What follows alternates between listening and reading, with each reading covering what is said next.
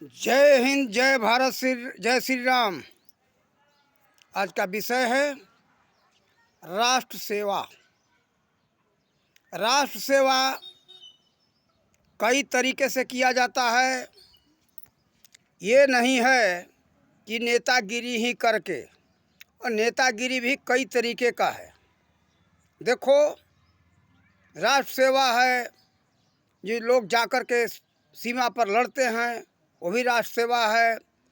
कोई स्वास्थ्य सेवा कर रहा अच्छे ढंग से, राष्ट्र के लिए स्वास्थ्य सेवा दे रहा है, वो भी राष्ट्र सेवा है।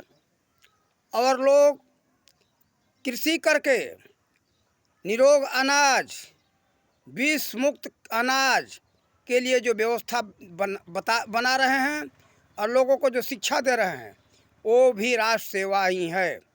कारण कि विष रहित आप सबको अनाज मिलेगा तो आपका शरीर स्वस्थ रहेगा। स्वस्थ रहेगा तो आपके पैसे बचेंगे और राष्ट्र का विकास होगा। आप स्वस्थ रहेंगे तो बहुत राष्ट्र के लिए काम कर सकते, और दवा का भी पैसा बचेगा, हैरानी परेशानी बचेगी। देखो, राष्ट्र सेवा कई तरीके का है। इसलिए आप लोग ये मत सोचो कि हम खेती करते या आयुर्वेदिक दवा तैयार करते। आयुर्वेदिक दवा करो तैयार, वो भी अच्छा है। और हम एक बात ये कि कहेंगे, आयुर्वेद के बारे में हम सबको ज्ञान नहीं रह गया, हम सब लोग भूल गए। देखो, यहाँ ऐसी ऐसी औषधियाँ हैं कि एलोपैथ बरसों लग जाए तो भी वो स्वस्थ नहीं बनाता हम सबको। लेकिन आयुर्वेद में ऐसे ऐसे जड़ी बूटियाँ हैं कि तत्काल तुरंत मिनटों का काम सेकंडों में, घंटों का काम मिनटों में, पल भर में करते हैं। और आज से 4 वर्ष पहले की बात बताते। एक बार हमको मुंह में छाला पड़ गया था, और उसके लिए लोग बताते हैं कि बीकासोल कैप्सूल, जिसको कहते हैं विटामिन बी कम्प्लेक्स, उसको हम 30 कैप्सूल खा गए। 15 दिन दवा खाए दोनों समय, लेकिन हमारे मुंह में कोई, उस छाले में निनवा जो कहते, मुँहा कहते उसको, उसमें कोई फर्क नहीं आया। फिर हम एक आश्रम में पहुँचे। वो गांव का नाम बता रहा हूँ, गुजरात के भावनगर ज़िले में भड़ी भंडारिया एक गाँव है, वहाँ धावड़ी माता का स्थान है। धावड़ी माता मंदिर में पहुँचे, शाम का समय था। वो महात्मा जी से हमने कहा, महाराज जी हमारे लिए खिचड़ी बनवा देना। उन्होंने कहा क्यों? हमने कहा कि महाराज जी हमारे को मुंह में छाला हो गया, इसलिए हम रोटी नहीं खा सकते, दिक्कत होगा, खिचड़ी बना दूँ। कहे कि नहीं, चिंता मत करो, खिचड़ी तो बन जाएगी, लेकिन सुबह हम दवा का व्यवस्था कर देंगे। यहीं जंगल में हमारे पास में ही जड़ी है। वो सुबह में उन्होंने क्या मंगवाया, एक व्यक्ति को भेज करके, कहीं कहीं लोग उसको ये क्या कहते हैं, करेजनी कहते भोजपुरी में, कहीं कहीं उसको ये, अरे क्या उसका नाम है, नाम भूल रहा हूँ।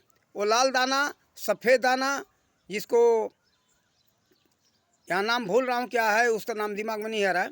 उसका चारोटी भी कहते। जो चारोटी जो होता है, ये जो है ना, मुंह के उसके पत्ता मुंह में बहुत बड़ा काम करते, मुँहा हो जाए, निनवा हो जाए, जिसको कहते, मात्र 1-2 खुराक खा लो, मुँहा से छुट्टी मिल जाता है, निनवा से छुट्टी मिल जाता है। और एक है आपा मारक, जिसको ये उधर उत्तर प्रदेश में, बिहार में लोग कहते ये चिरैता, और लटजीरा, कई नाम से जाना जाता है। गुजरात में आपा मारक कहते हैं उसके। वो जो है कई दवाओं रोगों के काम में आता है, उसके कई प्रकार के दवा बनता है उसका। एथी में ये क्या नाम है इसका, भूल रहा हूँ। ऋग्वेद में लाखन बूटी कहा गया है, लाखों रोगों को मिटाने वाला है। तो देखो, भारत में उसके बारे में तो आप हमारे के बारे में मालूम है, उसके लिए हम अनभिज्ञ नहीं, थोड़ा सा मालूम है। वो बहुत अच्छी दवाइयाँ हैं, लेकिन छोटे से वीडियो में हम कितना बताएं।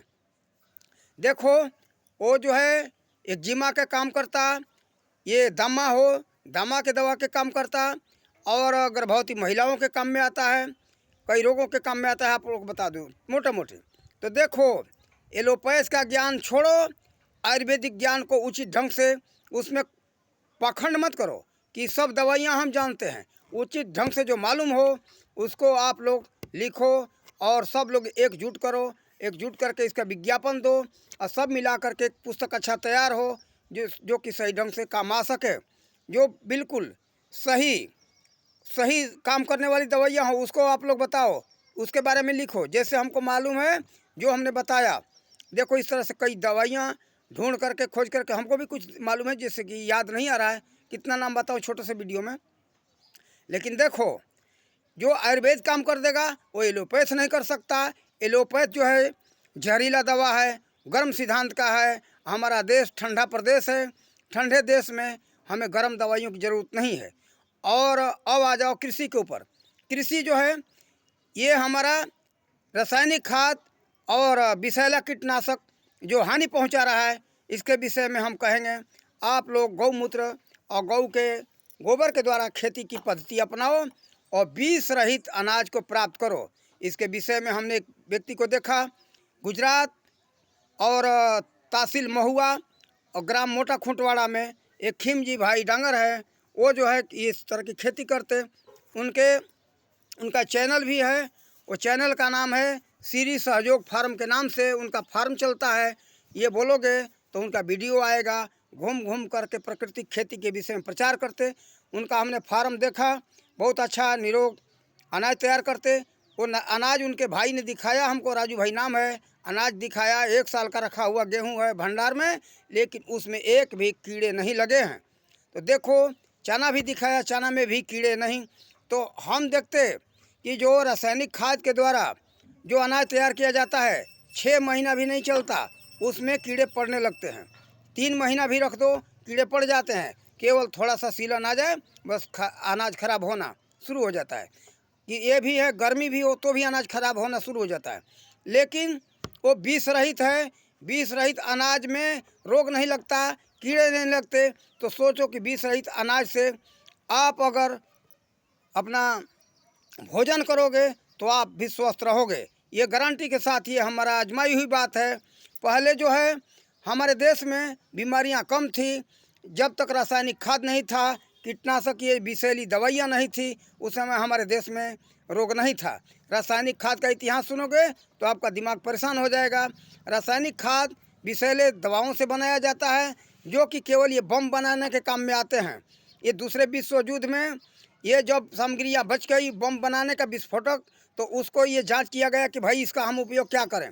तो लोगों ने प्रयोग किया तो खाद के काम में आने लगा। उसको हल्का मात्रा करके विष उस जहरीली रासायनिक पदार्थों से जो बम बनाने के काम में आता है उससे लोग खाद बनाने लगे, यूरिया और डीएपी, और पूरे विश्व में चलाने लगे। लेकिन कई देशों में उस पर प्रतिबंध लगाया, लेकिन वो चीज़ हमारे भारत में धड़ाले से चल रहा है। लेकिन आप लोग इसके इतिहास को सुनो, ये रासायनिक खाद का इतिहास राजीव दीक्षित का विचार आप लोग पूछो, राजीव दीक्षित जी ने क्या बताया है उसको सुनो और तब आप लोगों को पता चलेगा। लेकिन देखो क्यों आप लोग आलसी हो, हम कहेंगे इसलिए आप लोग रासायनिक खाद के पीछे पड़े हो, लोभी लालची भी हो और ये आलसी भी हो। गाय के मूत्र से और गोबर से खाद बनाने में, कीटनाशक बनाने में मेहनत है, इसलिए आप लोग डरते हो। डरो मत, आलस छोड़ो और अपने राष्ट्र का, अपने स्वास्थ्य का सेवा करो। राष्ट्र को तो छोड़ दो किनारे, आप लोग जो है निरोग रहोगे, आपके बच्चे, आपके परिवार निरोग रहेंगे। इसी तरह से पूरे भारत में सभी बच्चे और परिवार निरोग हो जाएं तो पूरा राष्ट्र हमारा निरोग हो जाएगा। इसलिए आप लोग इस चीज़ को अपनाओ और अपना करके देश का सेवा करो, अपना भी सेवा करो, और इससे आप लोगों को आय का मात्रा भी बढ़ेगा। डीजल के भी छोड़ो, आप लोग गौ से जो बछड़े पैदा होते हैं उस बैलों से जुताई के काम में लो, खेती के काम में लो, उसमें आपका खर्चा नहीं होगा। आज लोग कहते हैं कि हमारे खेत में लागत खर्च इतना हो गया कि हमको खेती में कुछ बचता नहीं है। न बचने का कारण है सारा काम में तो पैसे आप लोग लगाते हो, जोताई का काम डीजल से और अनाज निकालने का काम डीजल से, सभी काम डीजल पर हो गया। और खाद जो है पैसे से खरीद के लाते हो, सब कुछ में पैसा खर्चा करते हो, तो आप लोग को क्या बचे। इसलिए आप लोग आलस छोड़ो और लोभ छोड़ो। आलस छोड़ोगे तभी आप लोग हर तरह से स्वस्थ रह सकते हो, अपना सेवा कर सकते हो, राष्ट्र का सेवा कर सकते हो। देखो ये आप लोगों को हम यही समझाएंगे। इस विषय में आप लोग राजीव दीक्षित का विचार सुने कि प्राकृतिक खेती के विषय में राजीव दीक्षित का विचार वो गौमूत्र से और ये जो है कि कई जड़ी बूटियों से विषैला जो है वो कीटनाशक बनाने के विषय में बताया है और उसे खाद तैयार करने के बारे में बताया है। सारी जानकारी उससे मिलेगी। और श्री सहयोग फार्म से भी पूछोगे इस चैनल पर तो आप लोगों को जानकारी मिलेगी। खिमजी भाई नाम है उनके, पिता का नाम पता भाई डांगर है। इनसे पूछो, जानो। गुजरात में वो गुजराती भाषा में खीमा भाई का चैनल है श्री सहयोग फार्म, बोलोगे तो आ जाएगा। उनका विचार सुनो। गांव में जा कर के प्रचार करते हैं। उनका नंबर भी बता रहा हूँ। नंबर अगर मिलना चाहते हो तो लिख लो 99 13 75 28 46। दोबारा बोल दूँ 9913752846। ये उनका नंबर है। इस नंबर पर उनसे आप संपर्क कर सकते हो। बहुत अच्छे व्यक्ति हैं। हम नंबर से उनसे संपर्क किया, बहुत अच्छे प्रेम भाव से बात किया। वो राष्ट्र प्रेमी हमको मालूम हुए। इस तरह के जितने लोग हैं सब राष्ट्र प्रेमी हैं। सबसे बड़े प्रेम से बोलते और प्रेम से बात करते, कृषि के बारे में बताते, सबके भलाई के लिए वो लोग काम कर रहे हैं। इसलिए ऐसे लोगों से आप लोग मिलो और विष मुक्त राष्ट्र को बनाओ। विष मुक्त अनाज होगा तो समझो आपकी गायें और भैंसें विष रहित वो चारा खाएंगे तो विष रहित आपको दूध मिलेगा, विष रहित घी मिलेगा, विष रहित दही और मट्ठा जिसको छाछ कहते हो सब मिलेगा। उसको खाओ और जहर मुक्त देश को बनाओ। सब जानवर से लेकर के मनुष्य तक सब स्वस्थ हो जाओ। हमारा यही मनोकामना है। और हम सभी तरह के वीडियो बना करके अपने चैनल के माध्यम से सब लोगों को अपना संदेश देते रहते हैं। जिस विषय में हमको उचित लगता है हम वीडियो बनाते। हमारे चैनल का नाम है सत्य दर्शन सागर। इस चैनल पर आप लोग सुनते रहो, अपना कल्याण करते रहो। इन्हीं शब्दों के साथ अपने वाणी का विराम देते। जय हिंद, जय भारत, जय श्री राम।